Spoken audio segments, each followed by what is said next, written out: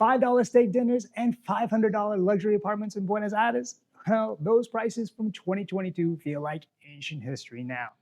When I first landed in Buenos Aires in 2023, I could stretch dollars like magic. But today in 2025, the landscape has shifted dramatically.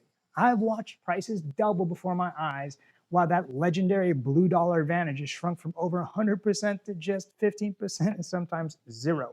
Is the Argentine expat dream dead or just evolving?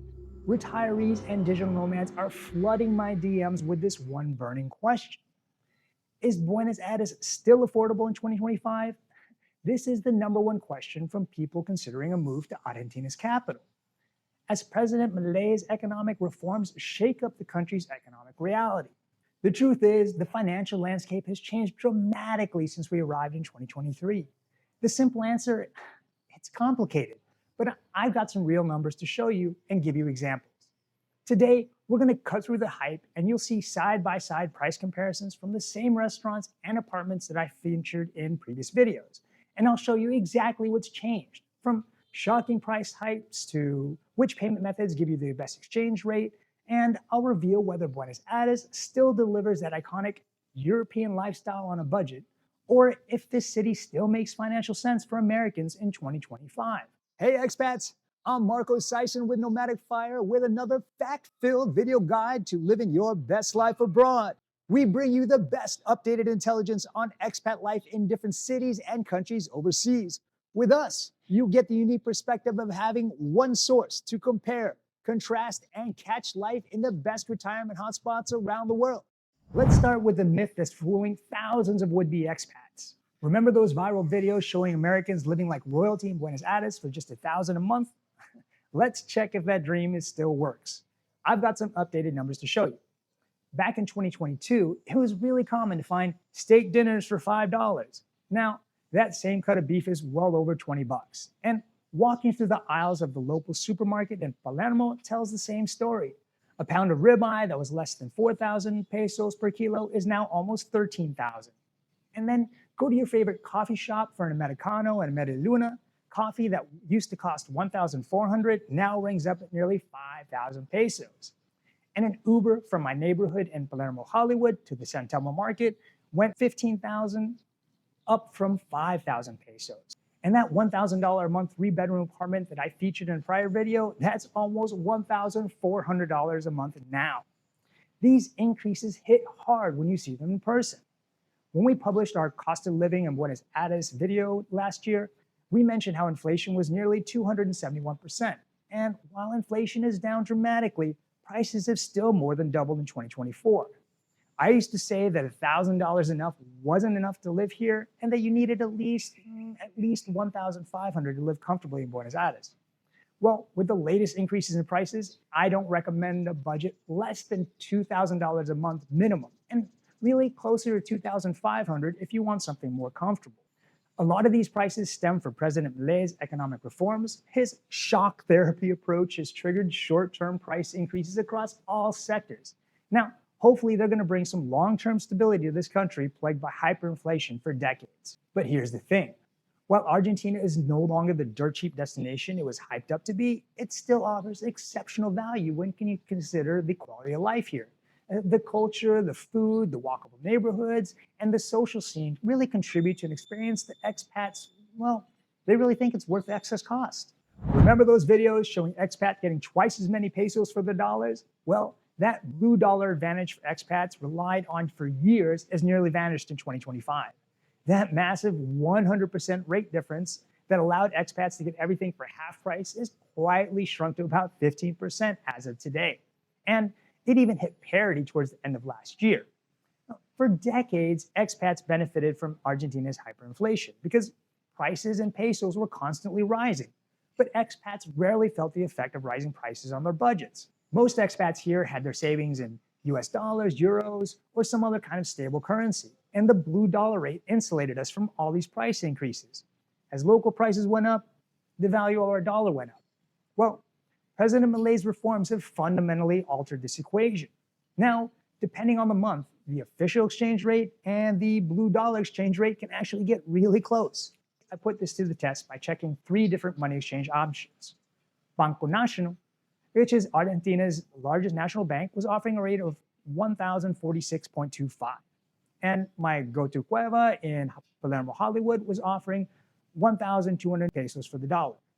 Finally, Western Union, which is the preferred method for exchanging pesos, gave me the best rate for 1,226.1. And the math tells the story. If I was exchanging $500, the difference between the official and the blue dollar rate is almost as much as 87,000 pesos. And that's about as much as $70 in today's rates. In 2023, that same transaction would have put an extra $300 in my pocket. The value calculations have just completely changed. Everything essentially costs more now, and the days of being insulated from price increases are over. And here's your insider tip. Western Union still offers the best rates with fewer hassles than Cuevas. I've created a step-by-step guide showing exactly how to use Western Union efficiently in Argentina. And you can use our code for your first transfer and you'll get that transfer free. Plus, you'll get a $15 Amazon gift card. And if you want more tips like these, join our Expat Insights Facebook group for your insider's guide to living abroad. Our community is where you connect, share, and discuss real expat life overseas. No clickbait videos or filtered Instagram posts here, just unbiased truth from people who made the leap. Click below to join, because life's too short to wonder, what if? If your Argentina knowledge dates back to 2022, hit delete now. Because back then, using a credit card meant getting hit with the official exchange rate, effectively paying double for everything. No wonder everyone warned you against using credit cards.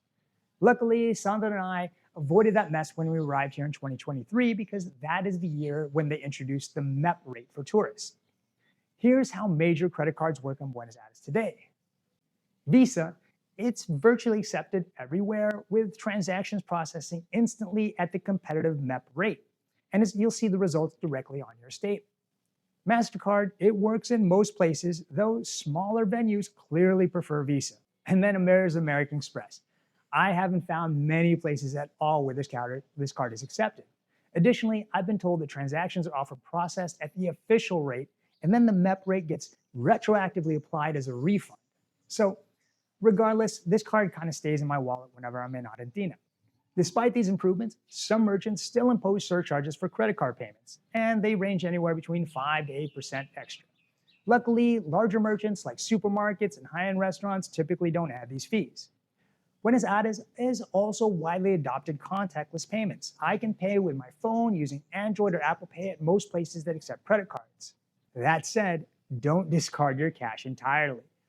There are still scenarios where only physical pesos are accepted. And really, family-run businesses outside of tourist areas and pretty much any street vendor is typically going to be cash only. And restaurants often accept cards for your food bill, but they prefer any tips to be in cash. And here's an insider tip. Even in places that don't take credit cards, often offer transferencia. Transferencia is basically an online transfer service using an e-wallet service called Mercado Pago. You simply kind of scan the merchant's QR code and then show the cashier the confirmation that your payment went through and you're good to go. But here's the catch.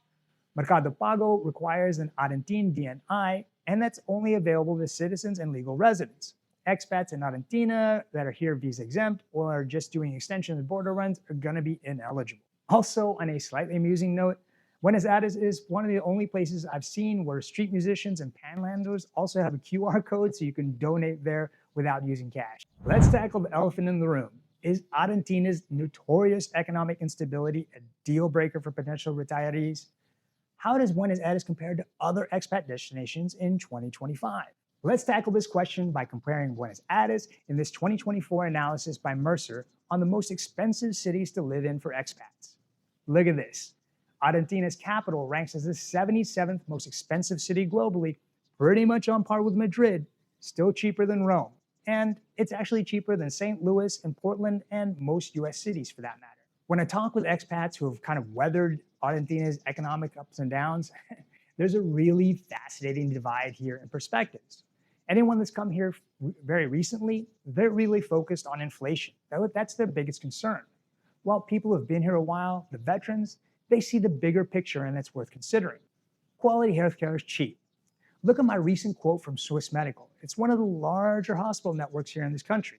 And I can get full coverage, including dental, for about $200 a month with no deductible. In the US, that plan is well over $1,000 a month for me.